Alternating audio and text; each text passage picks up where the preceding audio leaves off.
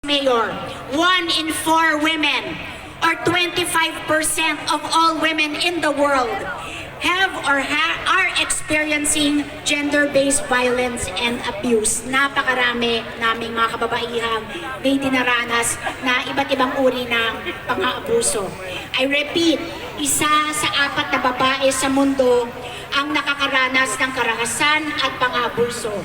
Kabilang sa mga ito ang acts of lasciviousness o mga iba't ibang kabastusan at kalaswaan, rape at sexual harassment, catcalling, sexual trafficking, at sari-sari pang uri ng pananamantala.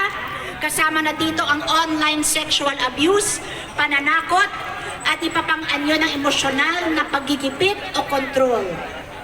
At sa katunayan, sa Quezon City Hall, marami na kaming nasuspende na mga empleyado ng Lungsod Quezon, ang iba department head pa, dahil sila mismo ang nagiging predator at nangabuso sa kanilang mga empleyado o staff. So sana sa barangay wala naman gumagawa ng ganyan, ha?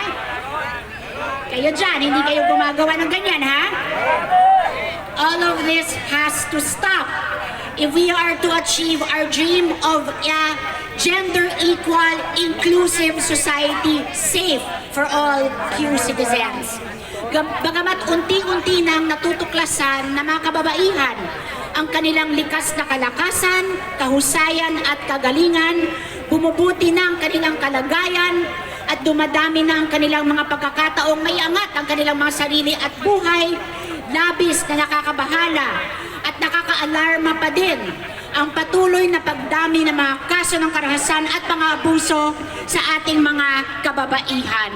Hindi natin ganap na maaabot ang tunay na pagkakapantay-pantay kung nananatili ang ganitong klaseng sitwasyon para sa mga kababaihan. Ang akala ng karamihan, Women's Month is only about women. Ang buwan ng kababaihan ay tungkol lamang sa mga babae. Ngunit ngayon, ang ating sinisigaw, tungkol din ito sa mga kalalakihan. Women and men are partners and allies. Both men and women are needed and have to work together to make sure that gender equality is achieved. Bakit kailangan gender equal tayo? Ayon sa mga pag-aaral, kapag pantay-pantay na nag-aambag ang lahat ng kasarian sa lipunan, mas maunlad ang bayan. Kaya,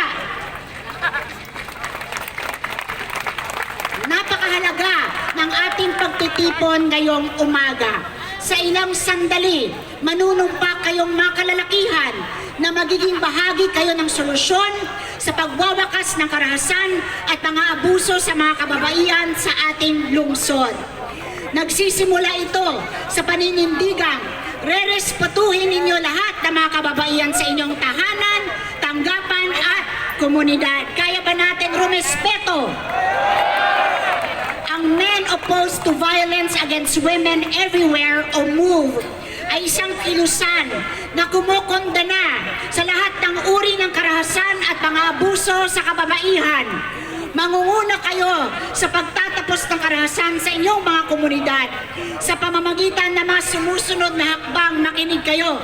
Number 1, pagbubukas ng kamalayan ng mga kapwa kalalakihan tungkol sa mga ugat at masamang epekto ng karahasan sa mga kababaihan sa pamamagitan ng